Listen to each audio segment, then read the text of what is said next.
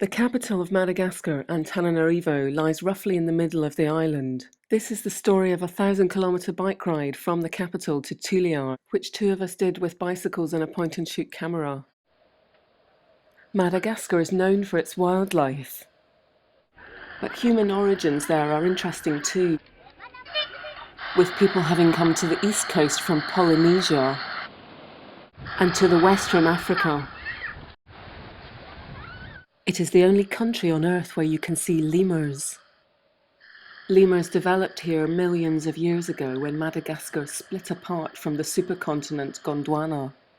They evolved before monkeys or apes, but they are now only found in small pockets in Madagascar's national parks, as incredibly 90% of Madagascar is deforested. We saw some of the reasons for this from the main road later during our trip. Madagascar is the fourth largest island in the world.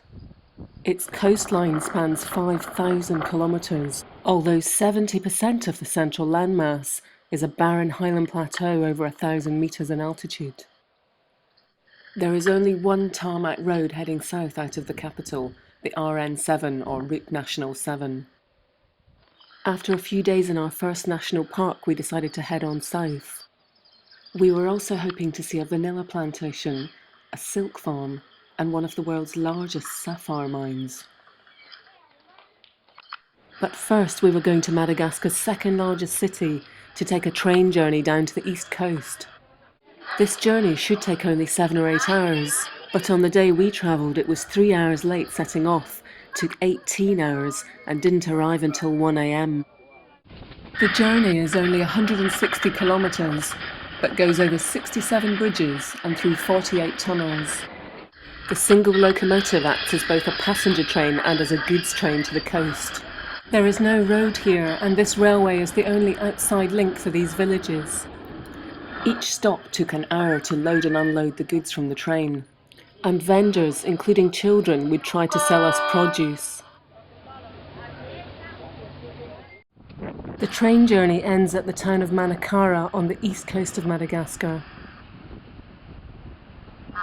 This is also where the Pangalan Canal meets the Indian Ocean, and where the local women have found another use for donated mosquito bed nets. They say it is better to eat today than prevent malaria tomorrow. The men here fish in pirogues. These are dugout canoes made from very light wood, which can be carried onto land, but they are not designed for the open sea. But if there is no good fish, they sell their fish at the lagoon where the Pangalan Canal meets the sea. Further along the coast we saw pirogue boats close up, lined up along the sand.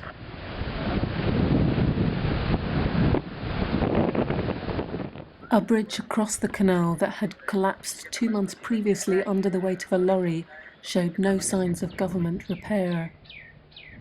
Instead, the locals were now using it as a footbridge.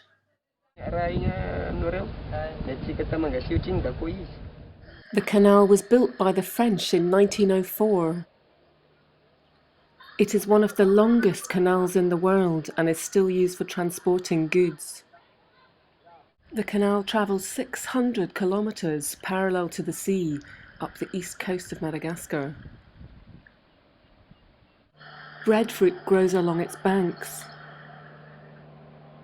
We took a trip up one of the adjoining rivers to try and find a vanilla plantation. The captain of the boat led a sing-song on the way.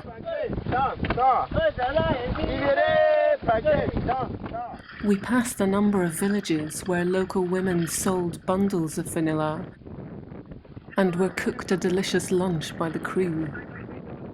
We managed to find a very small machinery plant which distilled essential oils. We didn't find a full vanilla plantation as it was not the season, but we did see a few vanilla plants. Cultivation, it could be growing up about the flowers time. Vanilla is an orchid which grows as a vine. This native Madagascan species does not bear fruit. The species now used for vanilla was brought over from Mexico. Vanilla production is so labour-intensive that each flower must be pollinated by hand within 12 hours of opening. The fruit takes 6 months to mature, and each fruit ripens at its own time, requiring a daily harvest. The Malagasy don't cook with vanilla as it is more valuable to export. In the evening we hired our own canoes. It turned out local children liked swimming in the canal too.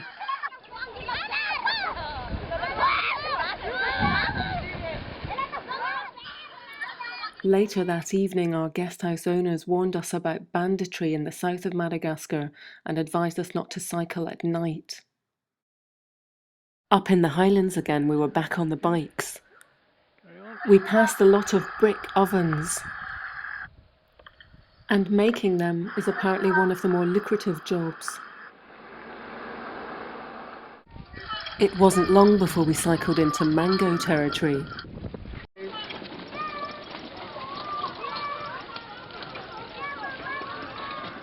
We also saw our first roadside chameleon. The chameleon was understandably a bit shy, but quite impressive at a foot long. Chameleons are hard to spot during the day and are usually best seen at night with torches. We saw only 3 big chameleons on our whole trip from our bikes as they were trying to cross the road. Our next stop was the town of Ambalavao, where we were going to visit Anja National Park, and we also saw these fan-shaped traveller palms which apparently face north-south, helping guide travellers who are lost. Anja National Park is a granite hill where there are ancient tombs high up in the rock. It is a magical place where 400 ring-tailed lemurs live.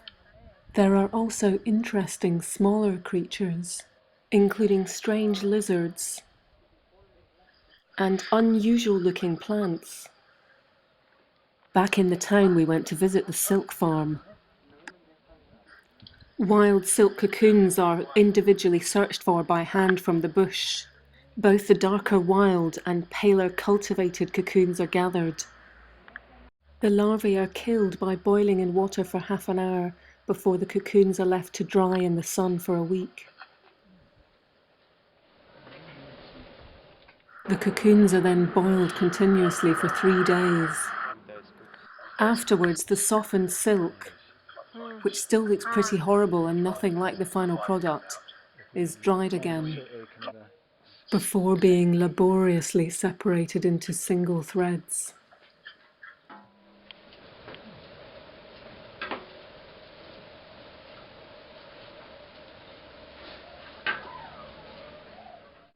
Next, the silk is dyed with all natural dyes. Eucalyptus is used for brown. Rosewood bark is used for pink. Passion fruit leaves are used for green. And cinnamon is used for yellow. The colours are fixed by adding dried banana skins and dried aloe vera together. The silk is then hung up to dry before being woven into fabric to make scarves.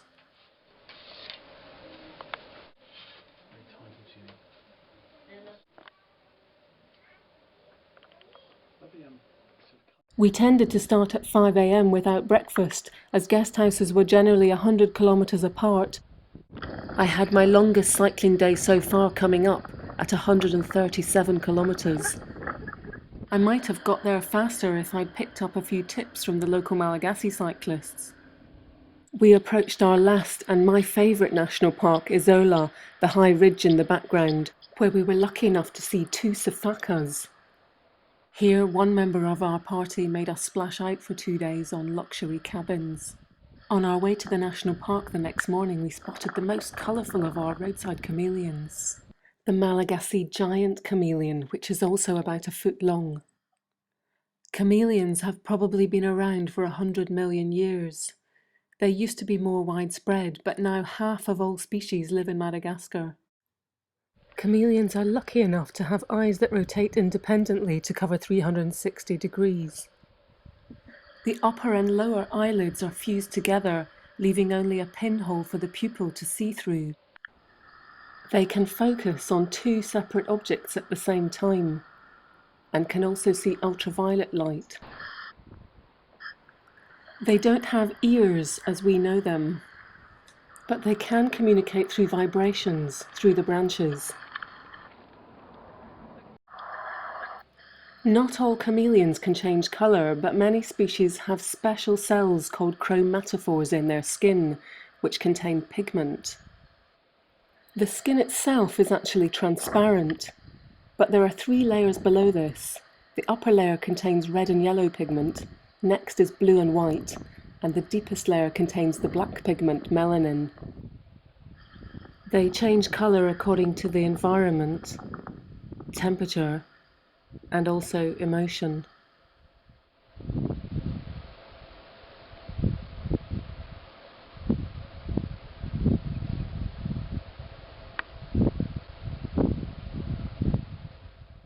We took a guided tour into Azola National Park.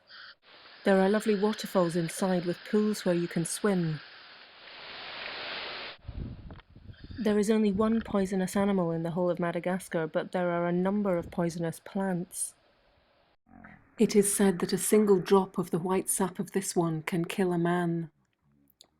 Madagascar is also the source, however, of one of modern medicine's anti-cancer drugs, the rosy periwinkle, from which we get vincristine. And as a biodiversity hotspot, even Madagascar's few remaining national parks may still contain a number of undiscovered plants or plants with undiscovered uses. Just near the end of the trek, we were looking at a fruit that lemurs eat, when suddenly the guide spotted a safaka. I tiptoed up to it, worried I would scare it off. Amazingly, however, it started to call for its mate.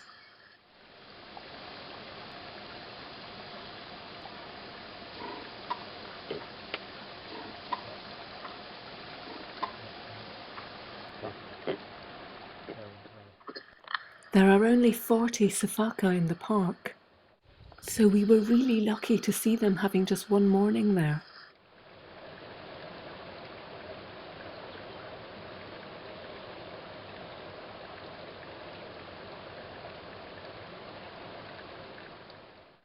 Some species of safaka are monogamous, and all safakas are endangered.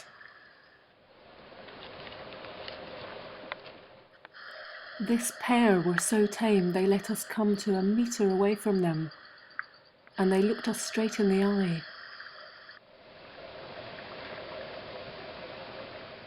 There are many traditional taboos in Madagascar called fadi.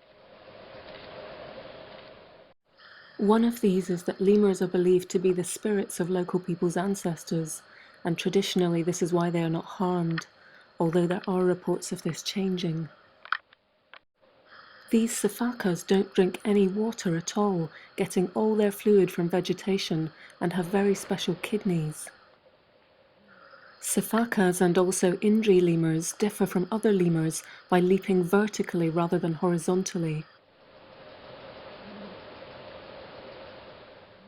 They maintain an upright posture while leaping from tree to tree. They are so highly adapted to life in the trees that on the ground they can only jump sideways, holding their arms up for balance. And we were thrilled when they did this.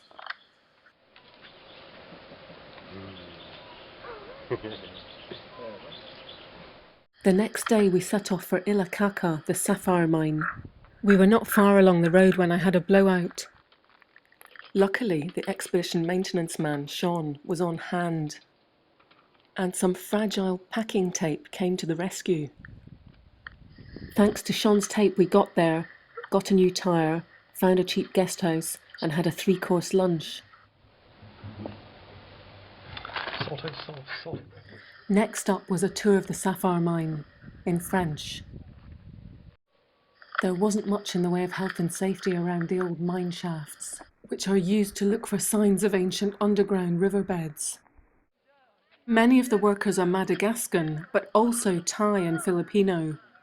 The mine owners try and work out which direction the ancient underground riverbed followed. But pebbles suggesting underground water still does not guarantee the presence of sapphires. If any of the men find a sapphire, they are not paid extra for this, but must give it to the owners of the mine. The workers are paid a flat rate of 5,000 ariales per day, which is the equivalent of £2 a day. Sapphires were first discovered in 1998, and workers came from all over Madagascar, swelling the town from 40 people to several thousand. In the decade that followed, this mine supplied 50% of the world's sapphires. Most deposits, however, are now located deep below the surface, and the miners have to work harder.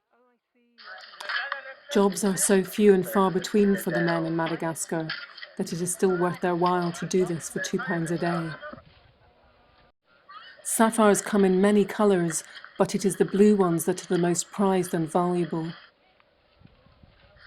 It is not the people of the town who make the most from this, but the foreign middlemen.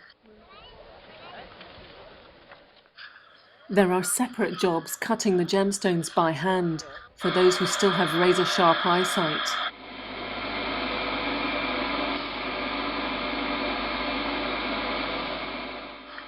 The next day we were on to Sakaraha and had been told this was a bandit stretch.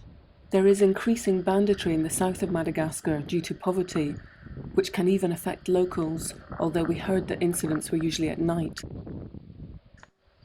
We came across a rare area of thick woodland. Clear lines of deforestation were apparent here. I saw my first and only full-grown baobab tree. Slash and burn agriculture is the norm, and charcoal from cut-down trees is the only source of fuel for cooking for most of the population. The gears finally broke on my cheap locally bought Chinese bike and we couldn't get them fixed. But soon we had only 100 kilometres to go.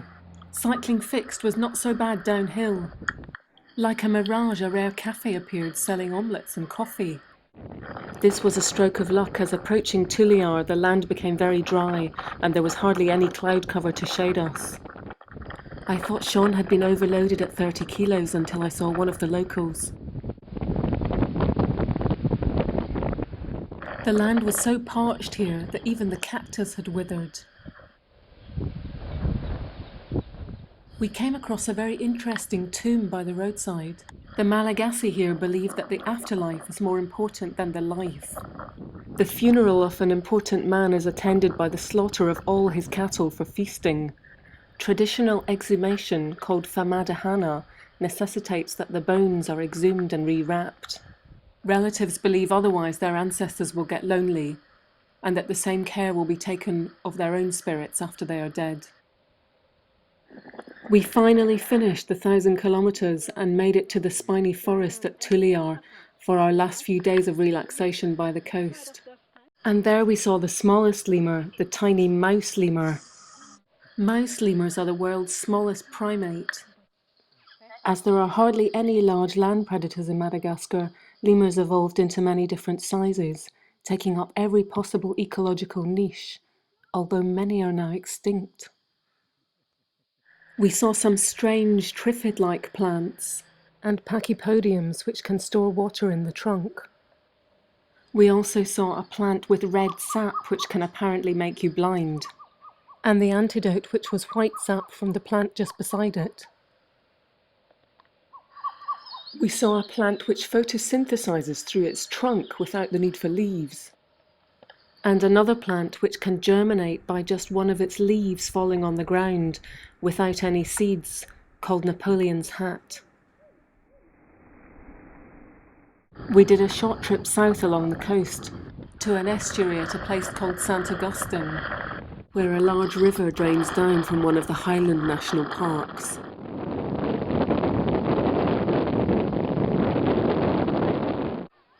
This area is now home to semi-nomadic fishermen called the Vezu, who still make their own outrigger canoes. Boats are the main mode of transport here, and even other boats can be carried this way. They still steer their outrigger canoes with a single wooden paddle. The water suddenly turned brown with silt, There is no free primary school education in Madagascar, and up to 70% of the population may be illiterate.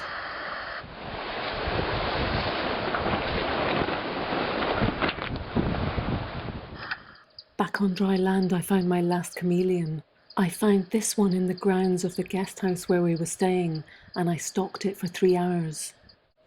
This one changed colour from bright vivid green to a dark grey.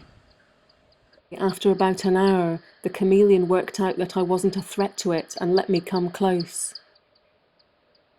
Despite its spindly legs, it was so strong in holding a pose it reminded me a bit of a yoga master. I used to think the swivelling eyes made chameleons look very curious, but in the end I realised that all they are doing is constantly looking for flies. I saw it climb from tree to tree by holding out its front legs to catch a swaying branch. This chameleon was so well camouflaged and so slow moving that if I looked away and then tried to find it again, it took me a while to see it. After almost 3 hours, I was about to call it a day when I unwittingly got my best shot of the holiday. When chameleons were first brought into captivity, it was thought they lived entirely on air, as no one ever saw them eat. I didn't even realise I had the shot till I played it back on my camera. And here it comes.